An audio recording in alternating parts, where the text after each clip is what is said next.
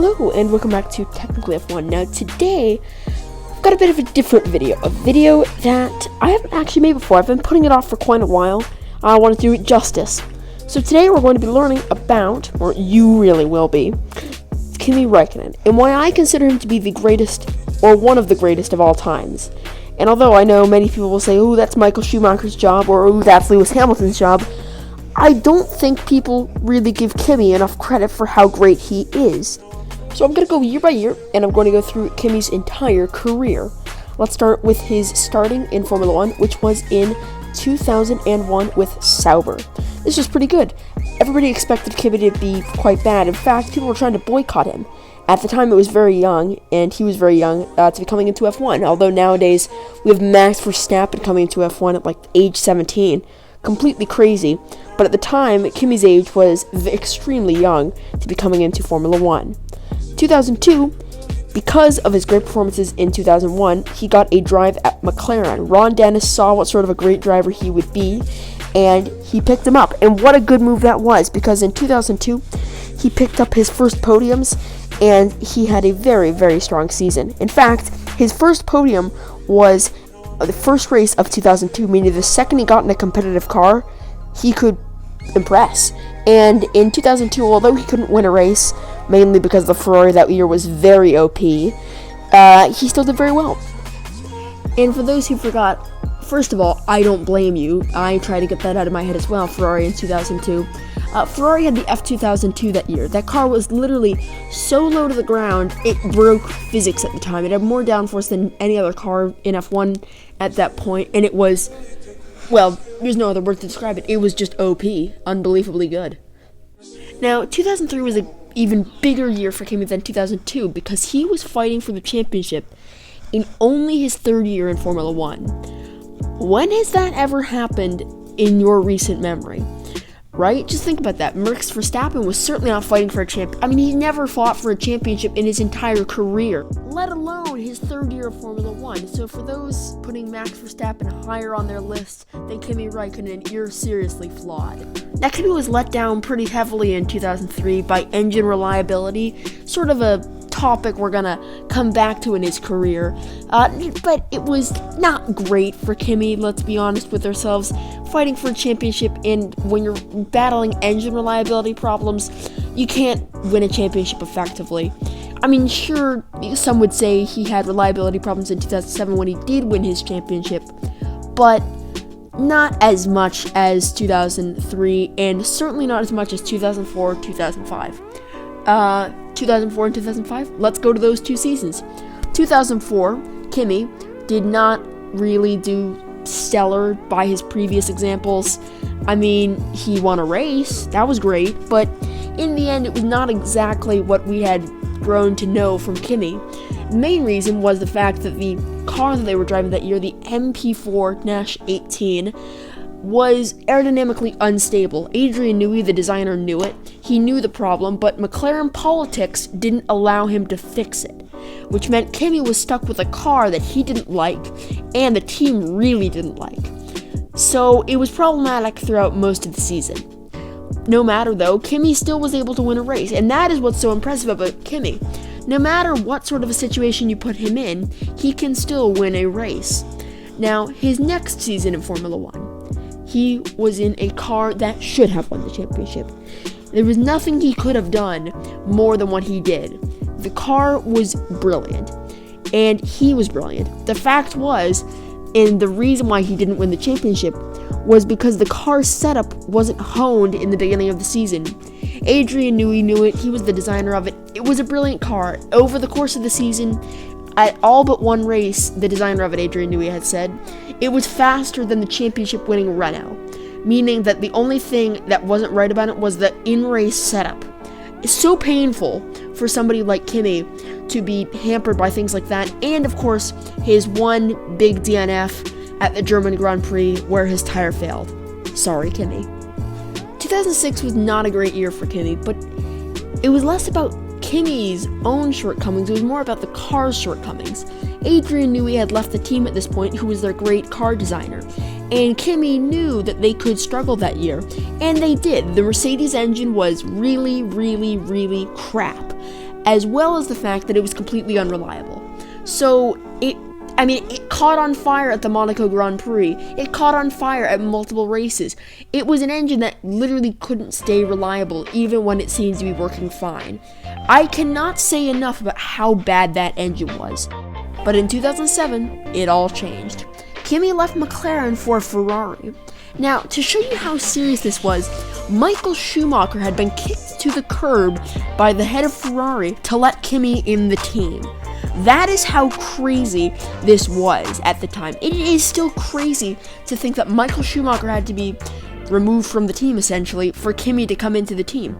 Unbelievable, but it shows you how much Ferrari respected and still respects Kimi's unbelievably high talent level in Formula 1. Now, back to 2007, he was driving on tires that he didn't like. He was driving a car that he hadn't acclimated to well. What did he do? He won the championship. Yep, that's right. On the new Bridgestone tires that he didn't like all that much, he was still able to pull a championship from a car he wasn't so sure about. That is insane. How many drivers can do that and work through a car they're not so sure about? That being said, though, this is Kimi. There aren't many drivers like Kimi. But 2008 was a little bit different. It was not as good for our friend Kimi because there were a couple of things that worked against him, mainly luck. In my opinion, he should have won 2008. Let me run through what happened. In 2008, the season started out well for Kimi, well enough at least. He won the Spanish Grand Prix. But then an overexcited Lewis Hamilton decided to smash into the back of his car at the Canadian Grand Prix. Great job, Lewis, great job. Then he had an exhaust failure in Magny-Cours when it looked like he was on for a great result. Of course, there was that infamous time where the safety car caught him out in the Singapore Grand Prix, and he hit the wall. That was not great. He was on for a great result there as well. You start seeing the amount of bad luck he had in 2008, and you really do realize if, let's just say, Kimi didn't have bad luck in 2003, 2005, and 2008, he'd be a 4-time world champion, and where would Vettel be? If Kimi had the same amount of championships as Vettel, I think the world would see him differently.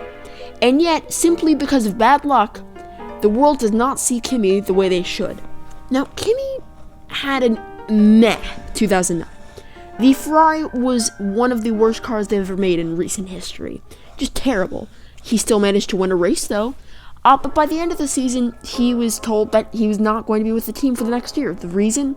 Fernando Alonso. Now, I rate Kimi a lot higher in my books than Fernando. And although some would say that's harsh, I say no. Kimi has clearly shown that he is better than Fernando Alonso, and the reason he's lost championships to him is simply reliability. That is not a reason that Kimi is worse than Fernando Alonso. Reliability cannot be classed as a reason why a driver is worse than another driver. So he came back to the sport in 2012, and over the course of 2 years, 2012 and 2013, he was with Lotus. And at Lotus, he got 2 wins, many podiums, and beat cars like Mercedes. I want to remind you something. Lotus was on a shoestring budget. Mercedes had the entire fighting force of Mercedes, the car company, behind them. Kimi was essentially performing miracles at this point. And considering his second driver on the team was Roman Grosjean, it just really amplified the amount of performance that Kimi was putting in.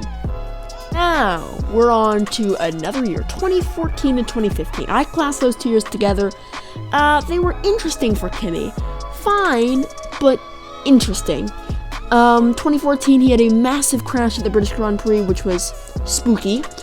2015, he had to drive the flat-nosed, horrible-looking Ferrari that was crap, and yeah, that's really all you can say about that. But 2016 is a year we're not going to talk about. It was so bad, the Ferrari that they produced that year, it was just disappointing. Oh yeah, did I mention Kimi went back to Ferrari? I don't think I did. Kimi is one of the only drivers who can leave Ferrari and then go back to Ferrari. A driver that Ferrari respects so much, they're willing to bring him back for another time. I can't think of another driver who's done that ever. Now, 2017 was quite a good year for Kimi. He got a podium, quite a few podiums actually. He got a pole position, and he was able to fight Vettel. He should have got a race win at the Hungarian Grand Prix. However, team orders happened, and he was told not to pass Vettel. That's not cool, is it, Ferrari? but it's still a good year for Kimi. It's better than 2014 through 2016, and it's close to another win. So, good year overall. Now, 2018 was fine. He got a win that year, which is great, at the US Grand Prix. Got a pole position, which was great. He set the fastest ever lap in F1 history. Pretty good for somebody of his age, which, did I mention he was 40 at the time? Yeah, pretty good. Also, he is the oldest F1 driver in F1's history at this point, so, good job, Kimi. And, yeah, that was a pretty good year for Kimi, must say. Now, 2019 and 2020, I sort of grouped together. He drove for the same team in each year, and he did pretty similar things. He outperformed a car that was not great. Yes, he was driving a new car, no longer with Ferrari. He was replaced by Charles Leclerc. A decision that I don't really respect. I don't respect that driver decision at Ferrari, but you know what? I'll let them do what they want with their drivers. So he went to Alfa Romeo, and he started outperforming the other driver at the team. His name is Antonio Giovinazzi. Somebody that was supposed to be a Ferrari protege, except that didn't really work out like that, and Antonio was pretty comprehensively beaten by Kimi over the course of the 2 seasons they've been together. And not only that, Kimi has done such a good job that he's going to stay with Alfa Romeo for another year in 2021. This just proves Kimi's versatility over all the eras of Formula 1, and although he hasn't been able to win a Formula 1 World Championship since 2007, let's be honest with ourselves here, he should have 4, not just 1. If you did enjoy today's video, please consider subscribing and like this video. Our last 2 videos have done quite well, so thank you very much for watching them, and goodbye.